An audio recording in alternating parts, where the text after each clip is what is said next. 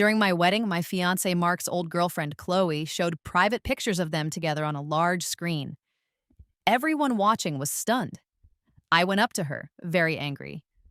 But Mark told me, Chloe is just acting childish. Why are you so upset? I couldn't understand. His ex spoiled my wedding and he thought I shouldn't be mad? Because he let her off easy, Chloe even got physical with me, yelling, "You deaf girl, how dare you marry Mark?" Okay, I decided, I won't marry him, but you two won't get away with this.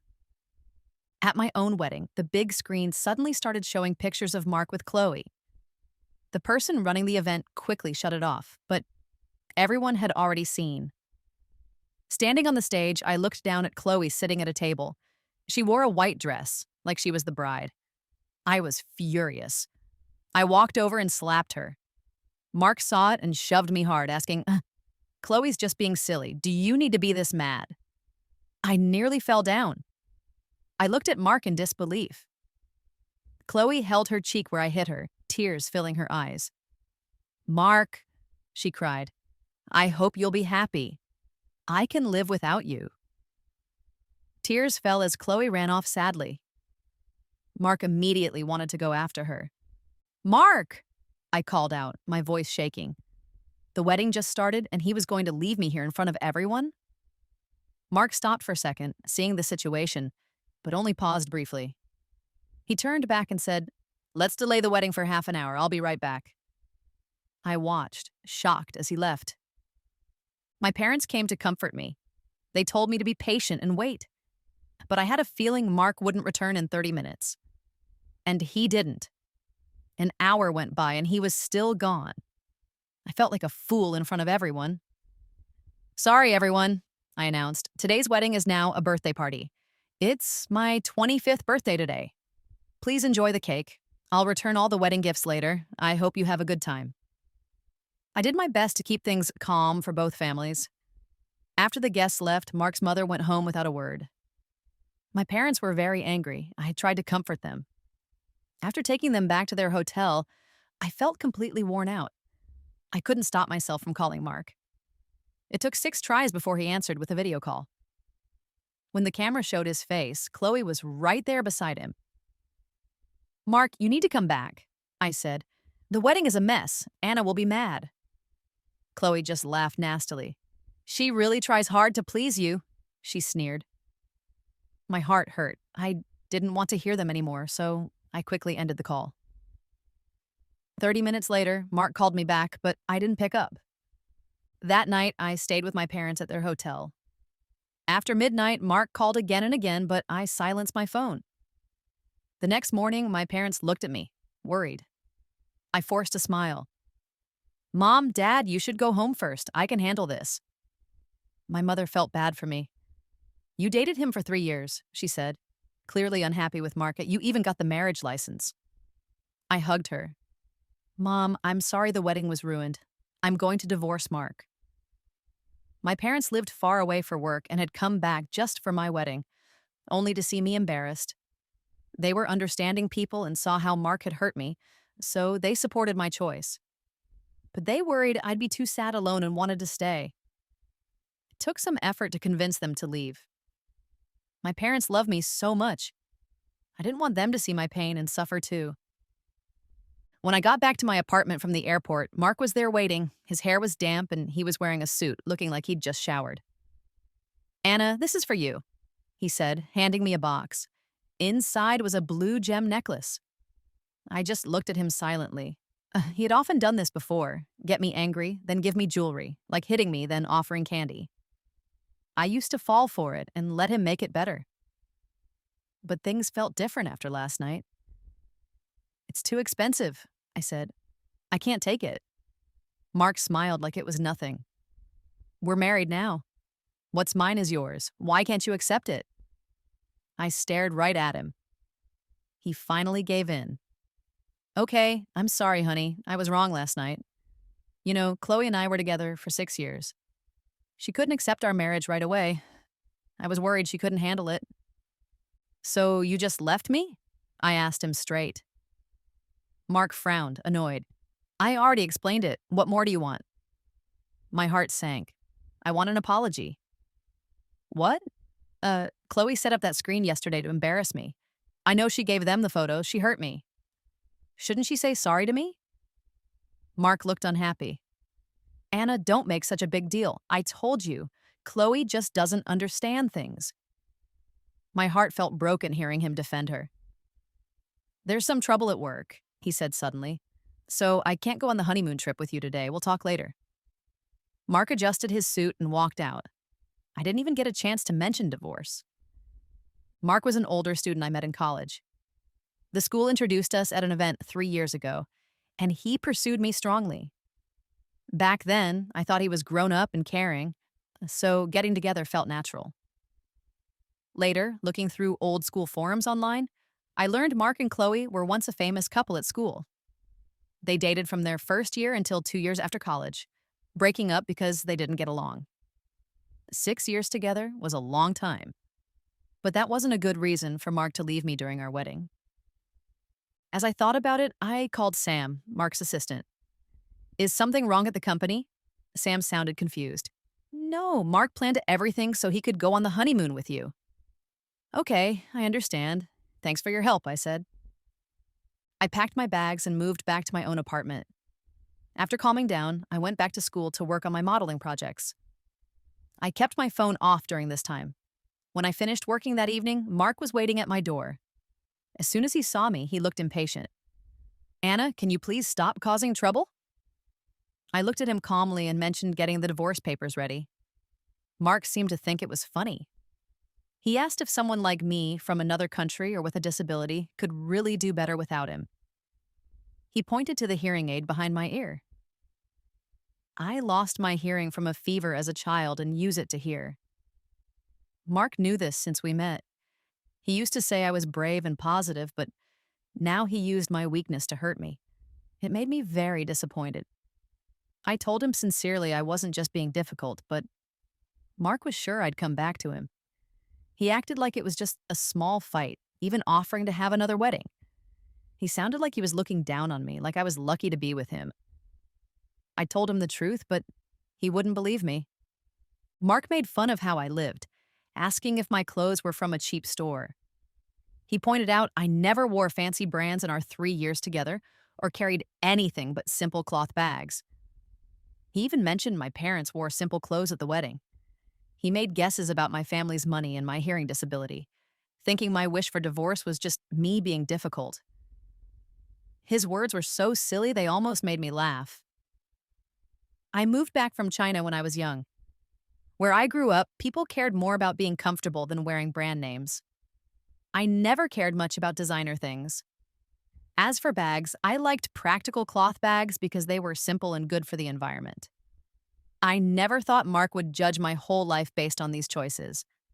It was almost funny. Who says rich people have to be showy? I'll be at the office tomorrow at 9, I told him. We can go to the divorce office together. We saw life very differently, so I didn't argue more. I opened my door and went inside. Mark tried to follow, but I quickly shut the door, hitting his nose by accident. Mark yelled from outside, frustrated, saying I wasn't being reasonable and that he'd tried to be nice, but I was still making trouble. I leaned against the door, listening calmly to his hopeless words. Just a month ago, we were happily planning our honeymoon trip. Now things were so ugly. My phone buzzed. It was a friend request from Chloe. I accepted. She immediately sent a message saying who she was, then sent 6 photos. The first 3 were recent, showing Mark cooking noodles in a kitchen. The other 3 were from our wedding day, Mark in his suit, serving water to Chloe, who was lying in bed. It made me feel sick. Trying not to feel disgusted, I replied, I've never seen someone with so little shame, trying to ruin a marriage. Chloe sent back a cute face emoji. She wrote that Mark didn't blame me, saying I loved him so much and was good at making him happy. She asked if I really couldn't live without him. I replied shortly, our relationship is not your business. Chloe then proudly sent another message, bragging she could get him to come with just 1 call. Right then, Mark's phone rang outside my door. He said something quietly, then stopped knocking and quickly left. I peeked outside and saw his car driving away. 15 minutes later, Chloe sent a photo showing Mark getting out of his car and walking towards her. You were with him for 6 years, lots of sweet times, she messaged. Do you really think you can keep his heart? After that, Chloe posted online. After 6 years apart, the heart still feels something. The picture was of the blue gem necklace Mark had tried to give me, which I'd left on the table when I moved out. I felt suddenly sick and blocked both Chloe and Mark on my phone. The next day, I went to Mark's company to see him. The receptionist must have heard about the wedding disaster. She looked at me with pity, but I stayed calm. Mark didn't answer his phone, so I asked Sam to tell him I was waiting downstairs. 2 hours later, Mark slowly came down. Seeing me, his annoyance was clear. Anna, being so dramatic will only make things worse for you, he said. With a firm voice, I told him, let's get a divorce. I don't want to talk anymore. Many workers walked by and heard me. Maybe feeling embarrassed, Mark agreed to the divorce. I had driven my car, so I drove him to the divorce office myself. The car ride was silent and tense. I didn't look at him once. Finally, seeing I was serious, Mark's voice softened. He begged, honey, I know I was wrong. Please give me another chance. He reached for my hand, but I pulled it away. His normally confident eyes now looked sad. For 3 years, he had been my future. Yet he hurt me so much. I purposely looked away and ignored him. At a red light, his phone rang suddenly. When he answered, I could hear Chloe's voice. His face tensed up and he glanced at me without thinking. At that exact moment, a car bumped us from behind. Thankfully, it was just a small hit. Two strong-looking men got out of the back car, staring angrily as they walked towards us. Mark got out. Instead of dealing with the other driver, he told me, Chloe slipped at home. I need to go check on her. You handle the driver, then drive back yourself. He tried to kiss me gently, but I turned my head away coldly. He paused, looked annoyed, then quickly ran towards a bus that was about to leave. In the hot summer sun, my heart felt cold. The driver from the car behind saw I was the only woman there and boldly demanded a huge amount of money right away, even though they hit me and my car was fine. Their car's headlights were broken and the bumper was loose. I was furious at how aggressive and unfair they were and said I would call the police. Suddenly, one of the men, who was bald, took a large wrench from his car and swung it at me without warning. I quickly jumped back, only to be pushed down hard by the other man from the same car. I fell, unprepared, feeling a sharp pain in my stomach and warmth flowing down my leg. At the same time, the wrench hit my back hard. The heavy ache mixed with the sharp pain in my stomach made my mind fuzzy. Seeing me bleeding on the ground, the men who hit me got scared and quickly drove away. A kind person passing by called for an ambulance and the police. In the hospital, they told me I was in danger of losing the baby. The baby's condition was very serious. If I wanted to try and keep it, I needed to stay in the hospital right away for treatment. If not, I needed surgery soon to recover safely. Please schedule the surgery for me, doctor, I said. On my 4th day in the hospital, I happened to see Sam. He said his mother needed surgery. That evening, Mark arrived, looking messy, and he wasn't alone. Chloe came too. Anna? He came to my bedside looking guilty. I'm sorry. If I hadn't left, we wouldn't have lost our child. I laughed coldly. Don't worry. Even without this accident, I would have ended the pregnancy. Mark's face changed. Chloe couldn't stand it and jumped in. Anna, you can't even hear without help. You're disabled. How can you push away a great man like Mark? I smirked, raising my eyebrows at Chloe. You only get a chance if I divorce Mark. Now you're acting like this? Chloe's face went pale and she shut up. Mark gathered himself. Anna, I brought Chloe here to apologize to you. He motioned to Chloe. Unwillingly, Chloe mumbled, I'm sorry. It was my fault your wedding was ruined. It was all my fault. I watched them put on this act with interest. I learned today that Mark had taken Chloe on a business trip recently and made her his main secretary. Mark, I said, I just want a clean divorce with you. You're the boss of a company. If I tell the news reporters things I shouldn't, it might hurt your reputation as a businessman. Mark was completely surprised by my words. Dislike showed in his eyes. Fine, let's divorce, but don't come crawling back to me later. I gave a small smile. I will never regret this. Early the next morning, I eagerly set up a time with Mark to go to the divorce office. When we finished the paperwork, I felt much lighter.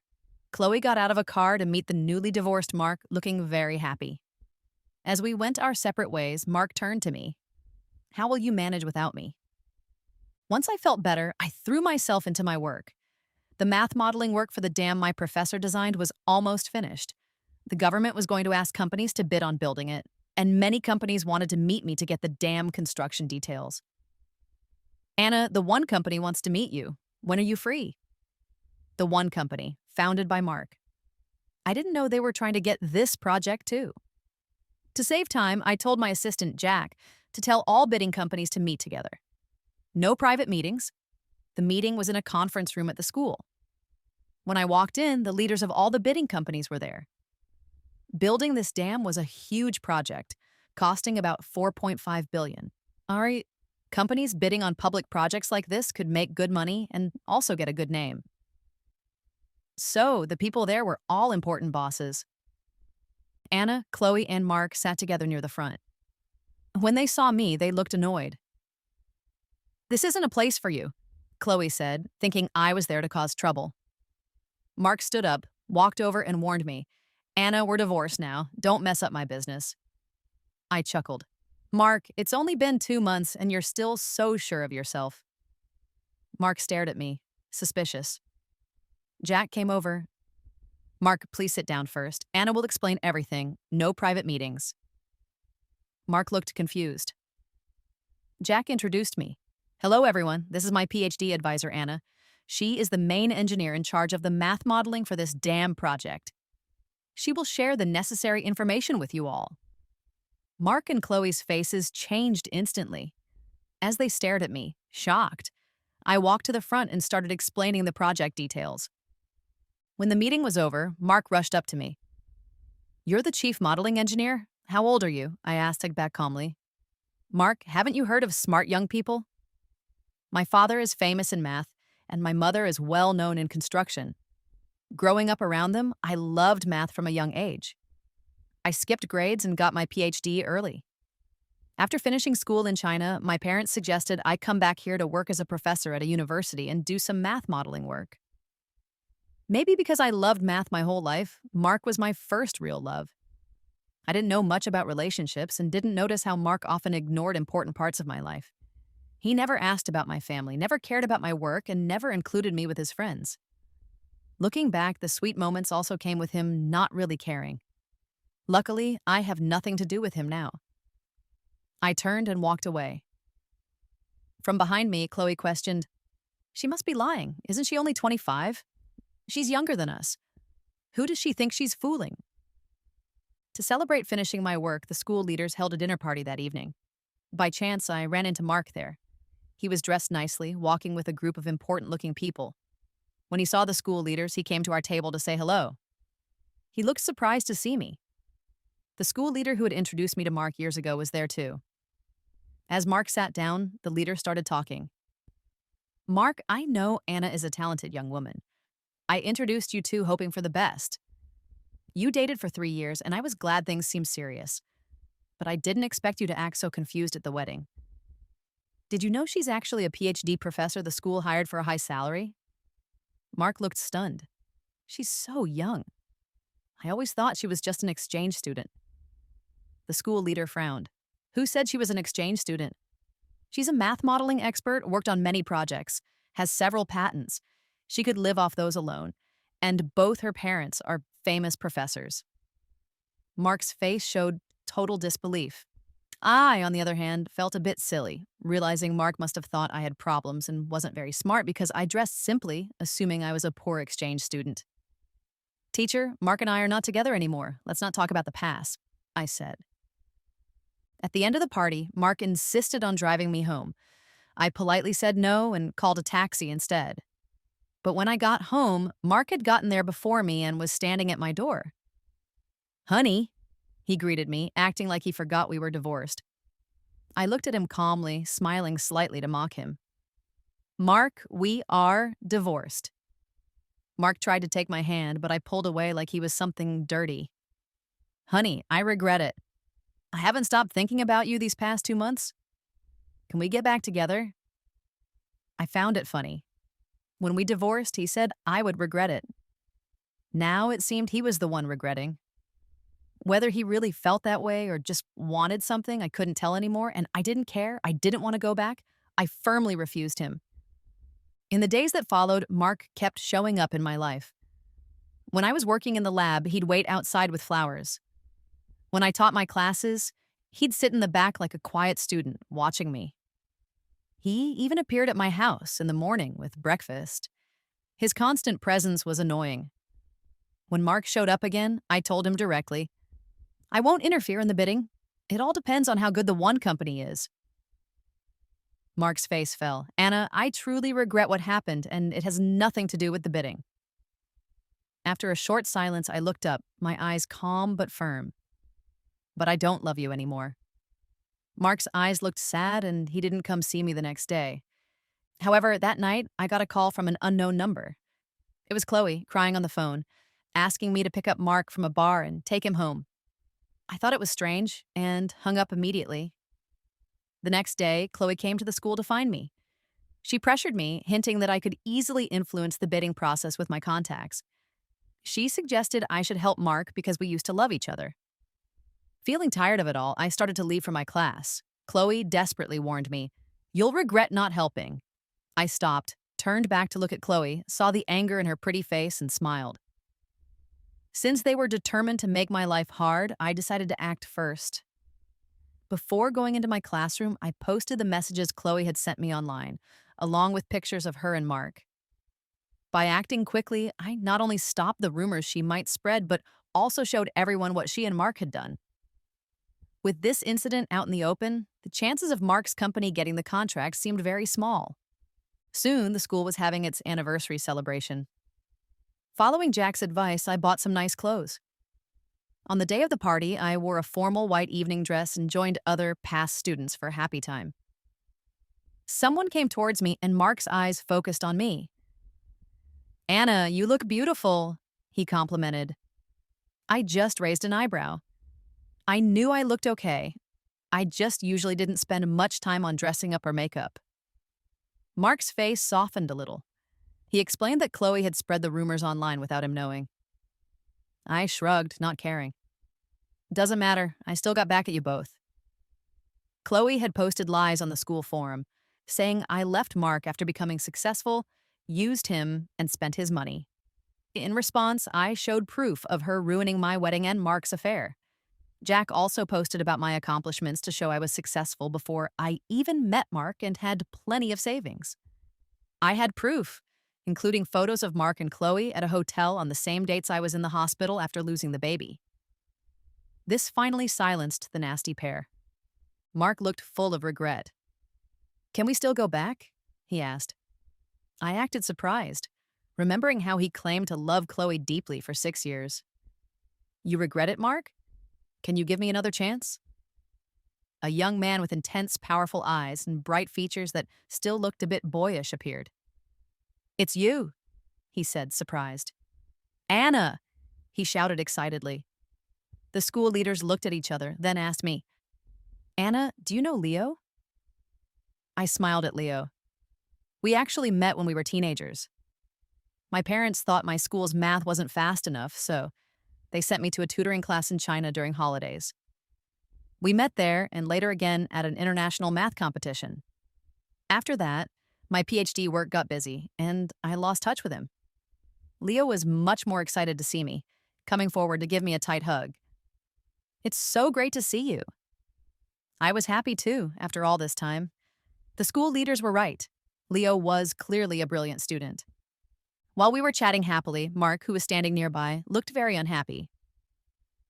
But nobody paid attention to him.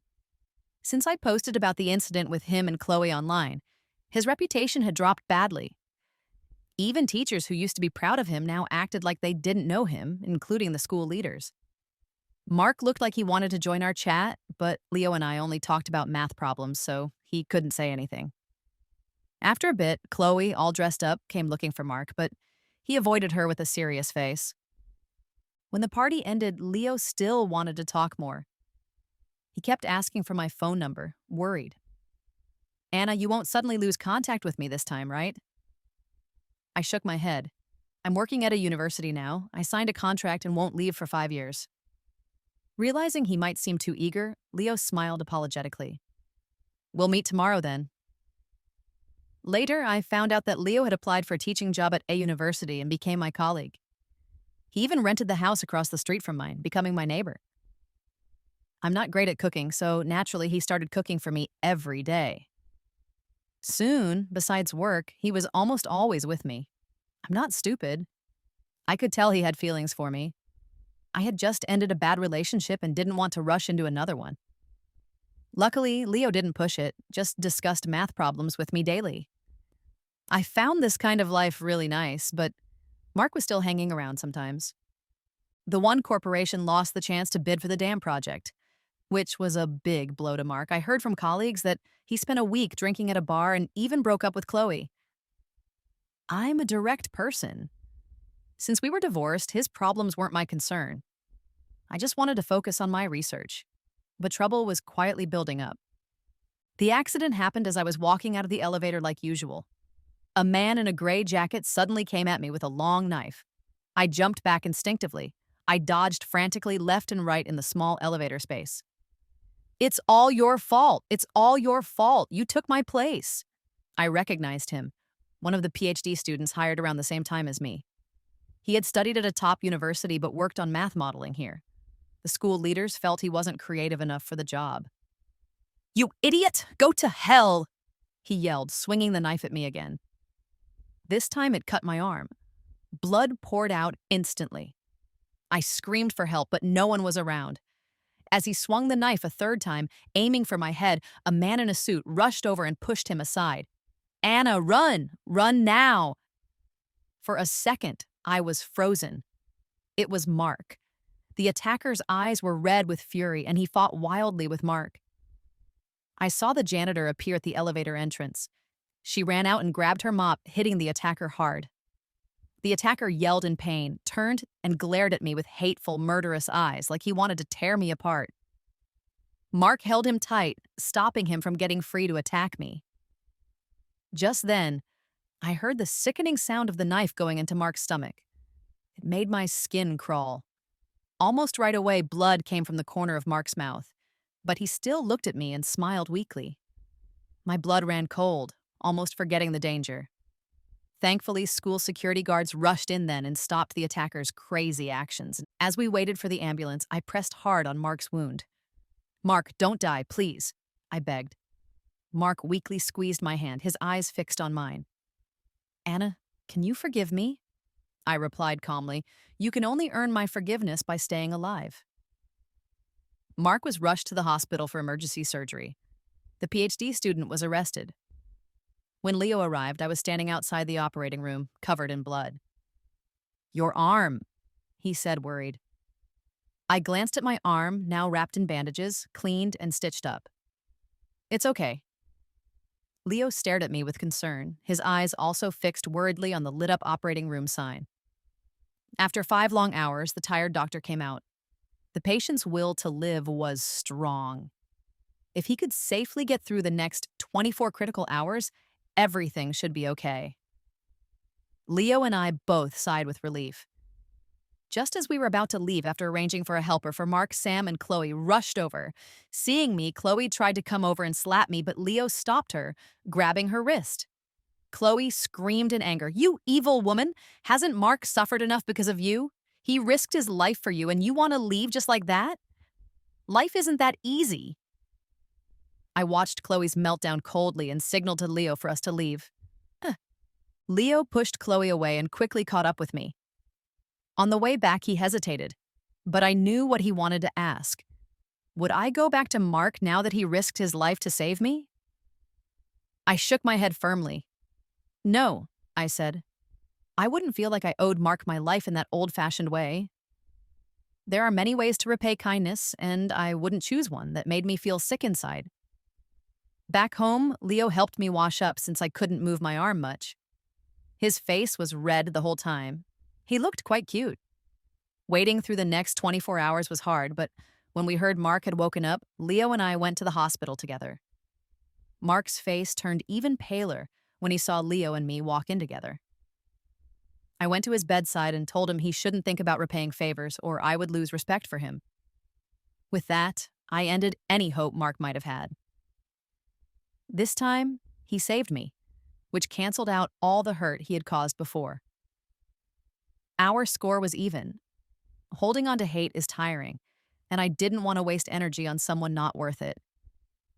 The moment you can walk into the one company on your own, I told him, will be the moment I forgive you. Mark listened silently and didn't say anything. After saying what I needed to, I left with Leo. A couple of weeks later, when Mark was released from the hospital, I went to pick him up myself. He was still living in the apartment he had prepared before we married. It was unchanged, with some of the little figures I had bought still in their original spots. And that blue gem necklace was still on the coffee table. Seeing my eyes land on the necklace, Mark remembered something. He explained that the necklace he gave Chloe was a copy, not the same as this one. I smiled calmly at him and suggested it was better to put the past behind us. Mark struggled to find words and sat down on the sofa where my old pink pillow still lay.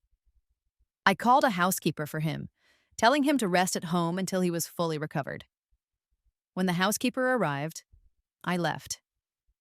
As I was about to leave, Mark called out, "Anna, you know, right?" I looked at him calmly and said, "I knew. I knew the PhD student who attacked me felt frustrated, and Chloe had influenced him, blaming everything on me and plotting to harm me." Mark nodded, his face blank. He apologized for underestimating how nasty Chloe could be. "Sorry," he said. After a short silence, in a pained voice, he admitted, "The danger you faced was because I still had ties to Chloe, making her hate you so much. It was my fault for keeping that connection." With that, he lowered his head. "I'm sorry, Anna." I glanced out the door and saw it was raining. Leo stood outside holding an umbrella, waiting for me in the downpour. I told Mark that Leo was waiting for me, said goodbye, and ran out into the rain without looking back, determined to move forward. Shortly after I got home, Sam called. He told me Mark had ignored the doctor's orders and gone to the company. I chuckled slightly, knowing he was a grown man who could make his own choices. Sam hung up without saying more. Leo brought me a cup of warm ginger tea. "Drink this so you don't catch a cold," he said. After sipping the tea, I showed Leo an invitation I had received for a big math seminar about a famous problem. "Do you want to go?" I asked. Leo chuckled. "I got an invitation too. We'll go together." While Mark worked hard at his company, Leo and I explored the world of mathematics together. 2 years later, when my contract with the university ended, Leo nervously asked if I would stay for him. I nodded, agreeing to stay. My relationship with Leo wasn't full of drama. Everything felt calm and natural, like flowing water. He really, truly suited me. The dark clouds from my past had finally cleared. No one would use my weaknesses to hurt me again. Mark's thoughts. Extra. When I first saw Anna, she seemed like an angel, so clean and innocent. Who wouldn't want to be with a girl like that? I chased her hard. She seemed totally new to love, showing all her happiness openly. She wanted to marry me. After we got married, somehow, I became careless. At the wedding, I made a terrible choice. I thought because she was innocent and gentle, she would just wait quietly at home for me. When I got back and she acted differently, I still wasn't too worried. I thought she'd stay home, listen to me. I even thought her talk about divorce was just her being angry for a bit. So when Chloe called after the car accident, I left Anna to deal with it alone. Chloe hadn't lied. She had slipped in the shower at home. When I found her, she was lying there, legs bruised, unable to move. I carried her to bed. She tried to hug me, but I pushed her away. It felt wrong. She looked at me sadly, asking, "Mark, don't you love me anymore?" I told her coldly, I stopped loving you when you broke up with me. Chloe cried sadly. I didn't come from money. My dad sold vegetables. My mom was just a housewife. I worked hard for everything I have. When I was first starting my business, Chloe saw me struggling. I had no money, lived in a cheap basement, ate instant noodles. She couldn't handle that life for even 3 months and left me. When I was at my lowest, she abandoned me. I heard later from friends she only came back to me after her rich boyfriend dumped her. My pride drove me. I wanted to show her how well I was doing now, not just my job, but also having a loving wife. I proudly took her on that business trip. That night, I was drunk and asleep, and she ended up in my bed. Something happened that shouldn't have. I felt awful. Then Sam called telling me Anna lost the baby and was in the hospital. I learned about the horrible attack she faced the day I left her. I saw her in the hospital. She looked pale and weak. I brought Chloe to apologize, but it just made things worse. I could feel Anna pulling away. After the divorce, the school leader told me how brilliant Anna really was. That made me realize how shallow and proud I had been. Even with her hearing problem, she never felt less than anyone. She lived so brightly. And me? I disgustingly tried to use her hearing issue to make her feel unsure, hoping she'd depend on me. The truth showed I was the real fool. I gave Chloe money to make her leave me alone, but she wouldn't let go. Instead, she blamed Anna for my lack of interest and secretly encouraged that unstable doctor to hurt Anna. Saving her life felt like the only right thing I could do. Anna said the moment she'd forgive me was when I could recover and walk back into my company. The day I got out of the hospital, I went straight to the one company as fast as I could. Anna, did you forgive me then? When Chloe was sentenced, I went to see her one last time. Anna was with Leo. They looked perfect together. Chloe paused, then burst out laughing uncontrollably. Good. So good, she spat out. If I can't be happy, neither can you. I looked at her coldly. You're twisted. Stay in prison for the rest of your life and think about what you did. Chloe's face contorted with anger, and she cursed at me. Later, I heard Anna had a daughter who looked like Leo. I thought, she's probably another math genius.